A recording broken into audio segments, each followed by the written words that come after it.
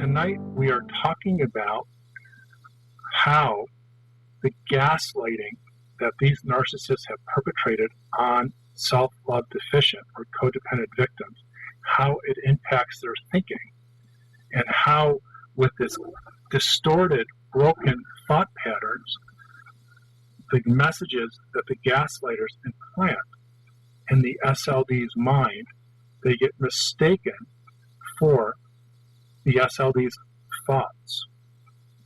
And I've often wondered why so many times my clients will be so mad at themselves.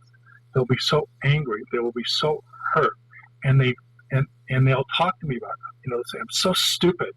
I'm so thoughtless. I'm selfish. Or what has actually become very commonplace, I'm a narcissist. And they share with me their thinking. They berate themselves. They beat themselves up. And then I talk to them and I say, why are you so hard on yourself? Why don't you try to be a little bit more compassionate? And they say, but you don't understand. And they say, and they try to convince me what's wrong with them. And then I ask them, I go, these thoughts that you get, these thoughts that you have, what exactly are they? And so what we will do is we will write them down. And, they'll tell me, I'm not pretty enough. I'm too tall. I'm too short. Not smart enough. I'm too fat. I'm too skinny. My skin is too light. My skin is too dark. I'm annoying. I'm too anxious. I'm too depressed. And so we go through all of these thoughts that they have that are constantly cycling through their head about what's wrong with them. And so then I ask them, whose voice is that in your head? And they said, of course it's mine. Of course it's my voice. And then I suggest to them, is there a chance that these voices you hear, these criticisms, these constant degrading, self-evaluating, destructive comments, is it possible that maybe it's not your voice? And people look at me kind of like, what? What are you talking about? I said, but I want you to consider that. Because what would you say if I told you that when you call yourself stupid, or when you call yourself unlovable, or if you call yourself narcissistic or selfish, what would I say to you that if that was really a narrative that a gaslighter introduced into your life a long time ago, that you heard so often that you identified with it? You started to see the truth of it. And then all of a sudden, over a period of years, you started to say it yourself. What would you say if I told you that they weren't your thoughts? And of course, people kind of look at me kind of dumbfounded, like, what? That's kind of strange. I said, well, think about that. Where did you first hear in your life? And I asked them, remember, when you were younger, how old were you when you first heard that you were selfish? Every time that you wanted something for yourself. Where and when did you hear that?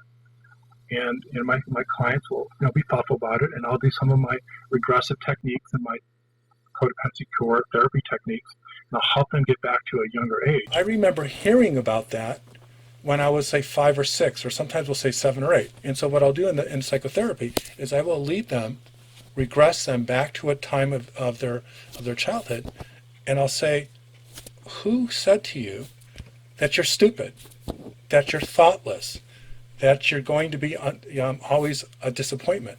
And they almost invariably will trace it back to the narcissistic parent or someone in the family who the narcissistic parent or the codependent parent or the SLD parent did not protect. So in these instances, I'm able to identify the thought, the negative thought, the derogatory, demeaning, the deflating thought of what's wrong with that person, and the thought that they think is theirs, I'm able to trace it back to some time in their childhood. Someone kept telling them that so often, they proved it to them. They manipulated the environment, which is easy to do when you're a child, so that that child grew up thinking that what the parents said was true about themselves. They must be a disappointment. They must be only good or likable when they don't cry. They must be only good or likable when they only get A's, or when they take care of, their siblings and act like a parent when they're only a child. And when they don't, or they defy, or they stand up, then they are called selfish, ungrateful. And when you can identify in your childhood where those messages first came from, and tie those messages into your own self-appraisal, your own thoughts about yourself, then we can move forward from the understanding that your thoughts about yourself, they're not your thoughts. They're someone else's voice. So in creating the idea for this video, I came up with disidentifying with the voices in your head, understanding how gaslighting affects your thinking. So let me go through the definition of gaslighting, because this is a very subtle form of gaslighting, and that's what I've done in my book, The Human Magnet Syndrome. I actually have, in this version, I actually have a chapter just on gaslighting. And I also, in the chapter on the origins of codependency, I talk about how gaslighting as a child impacts the child's lack of self-esteem, lack of self-love, and eventually the cause of what will become codependency, or in the case of some children, narcissism. So first of all, let me define gaslighting. And then I will show you how that applies to the child who grows up with a narcissistic parent and a codependent parent, and how it applies to their attachment trauma. And then I will make the connection between the attachment trauma and how that moves forward into adult self-love deficit disorder, and how these voices get mistaken for your own. So gaslighting is the systematic manipulation of someone's environment in order to make them believe something about themselves that is not true, never was true, or to make them believe something about themselves that is a mild or moderate condition, but to make them believe it's a horrible condition, an incurable condition. The gaslighter, by manipulating the environment, by tricking them, by setting them up, by turning people against them, by constantly telling them over and over again, this is who you are, the child is very vulnerable. An infant, a toddler, a 4-year-old, an 8-year-old, a teenager. Children are very vulnerable. So the type of gaslighting that happens in a child's life at the hands of the pathological narcissist is so much more insidious, and so much more insidious, I think is the best word, so much more insidious than the gaslighting that happens with an adult narcissist who is trying to gaslight their adult codependent or SLD. The child grows up assuming that the parents are going to tell them the truth about who they are. And when that parent constantly tells them, you're bad when you don't make me happy, you're disappointing when you let me down, you're beautiful when you make me happy, you're so sweet when you take care of your brothers, don't cry, boys don't cry, don't be angry. Ungrateful children are angry. So when you are brought up in an environment where you look to your parents to teach you what is true and what is not, the parents are supposed to introduce reality and then prove to the child that reality is correct. So a normal, healthy parent would say, When you smile, you are beautiful, and I love you so much. And when you don't smile, you're still beautiful, but sometimes you're a little bit hard to handle, but I still love you, and I love you no matter what. So the child grows up with a narrative that I'm beautiful no matter what, although I might be a little bit more annoying when I'm in a bad mood. And I think parents, I think we have a responsibility to tell our children, when when they behave well and when they don't behave well. But the child who's brought up by gaslighting parents, whether it's a narcissistic, codependent, or both, they are receiving messages about themselves that are based upon how the parent feels about them. And the child learns who they are through the reactions of their parents. And when their parents are always mad at them because they can't do something well, they start to identify that there's something wrong with themselves. So think of it as a mirror. When a parent is unconditionally loving and accepting, and the child makes a mistake, and they look at the parent and they feel love from that parent, and you use this mirror concept, they feel lovable. The way the parent projects their relationship to the child, the way the parent communicates their relationship to the child, the way the parent communicates the child's worth to them, is like the child looking at a mirror. The child gets to see himself. When that parent looks disappointed, disgusted, the child sees himself as disappointing and disgusting. And I've said this so many times and in my book, children who are to become SLDs or codependent are hypervigilant. They can at a very early age, they can read their environment. They are future psychotherapists. They are future nurses. They are future helpers and sacrificers. They can see everything because they have learned that if you don't watch your environment really carefully, something bad is going to happen. And so when their parent is upset at them, and then they hear their parent say something, they will try to modify their behavior in order to get the best of their parent. That in itself is essentially the cause of codependency. But in this childhood, when you hear over and over again statements of your worth or lack of worth,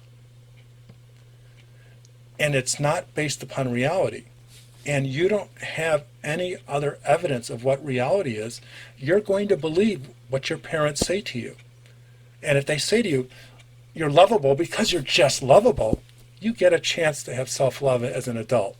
But if you hear that your lovability is contingent upon how you make them feel, or if you don't upset them, or if you don't make them happy, and it is impossible as a child to keep your parent happy.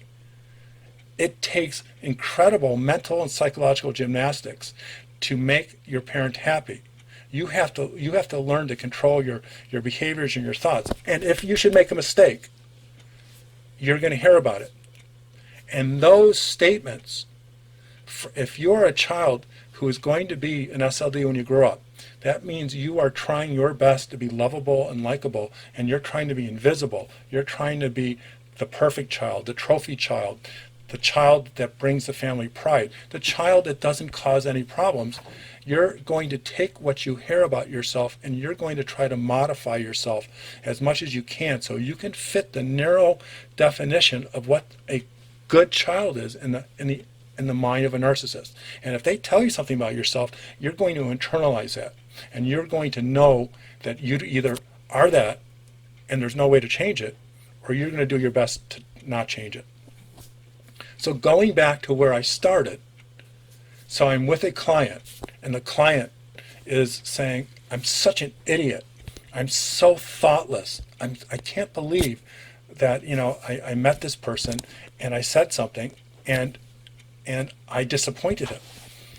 And then I asked, so whose voice is that in your head? And they, of course, just as a review, they said, well, that's my voice. That's me. And then I take them back and I regress them using my codependency cure, self-love recovery treatment methods, and we go back to their childhood and we identify that voice coming from their parent. This is the disidentification process that I talk about.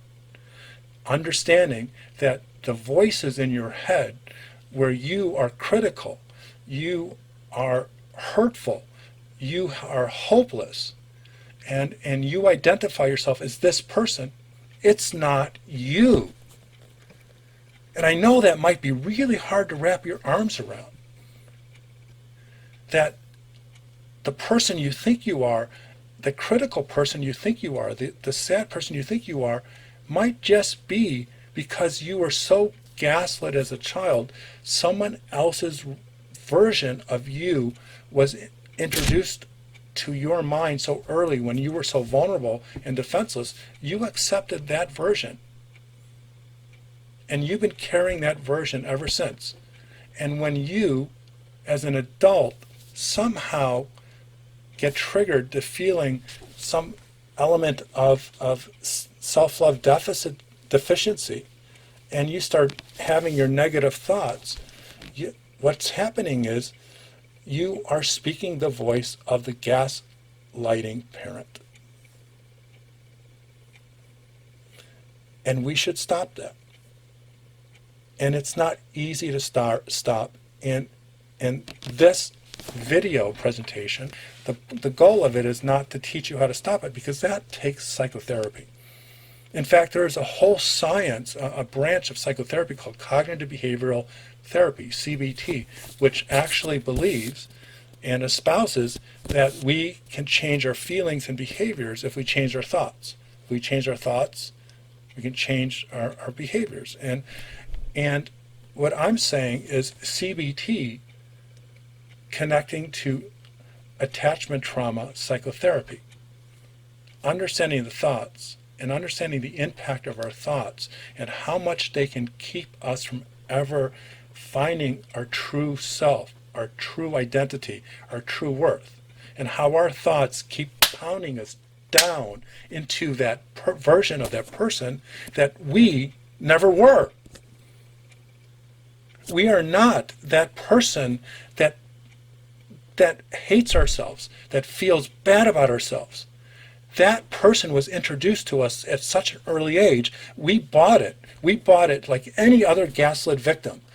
We bought it because we were so young and defenseless. We didn't know it was real, and we keep perpetrating that same abuse and gaslighting on ourselves. So I ask you guys, when you start beating yourself up, when you start calling yourself names, when you start feeling hopeless, I want you to disidentify that voice. I want you to name that voice. Whose voice is that? Where did that voice come from? And if you can find the origins of that, you're going to find out it's not you. And I'm going to ask you, and it will be hard, and you'll probably need psychotherapy, is to be kind to yourself, is to be gentle to yourself, is to love yourself.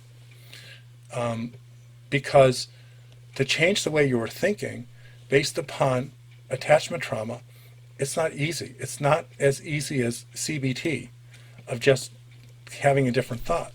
It's understanding your life has been a train wreck. And the people that were supposed to make you love yourself implanted ideas about how bad you were for the purpose of making them feel better. And you took that forward because of the human magnet syndrome and found people in your life that are going to be just like that, who are continuing the gaslighting and reinforcing of those messages. And that voice where you keep beating yourself down isn't yours. So I ask you to stop it. And at least if you can't stop it, be gentle.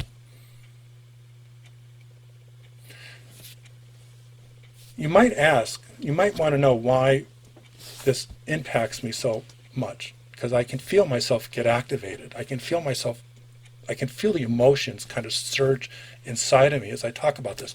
I actually feel very emotional talking to you about this. It's because I know this.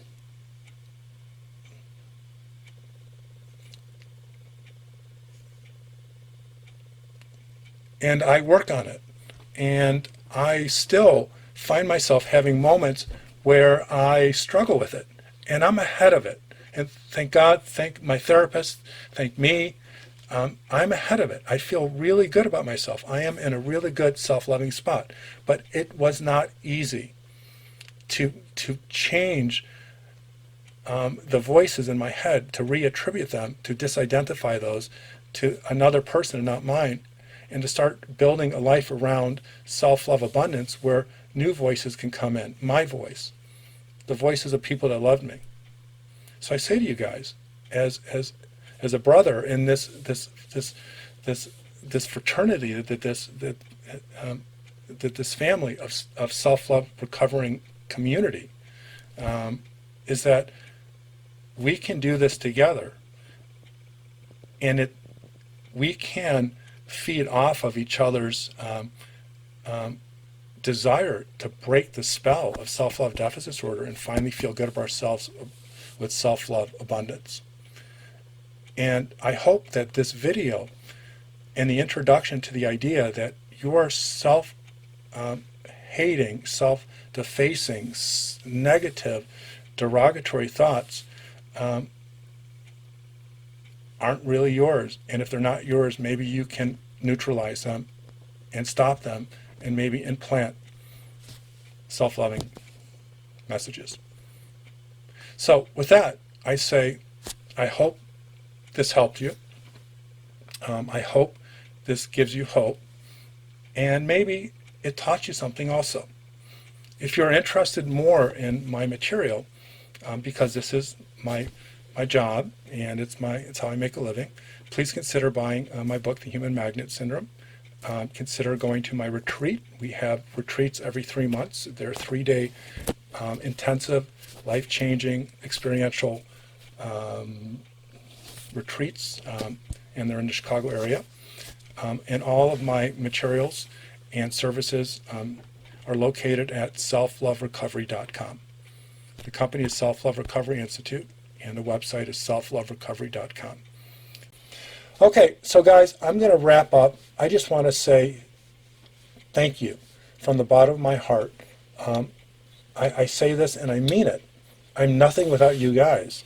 I mean, I needed a purpose in this life. And when I was 17, I was just like a lot of you young SLDs.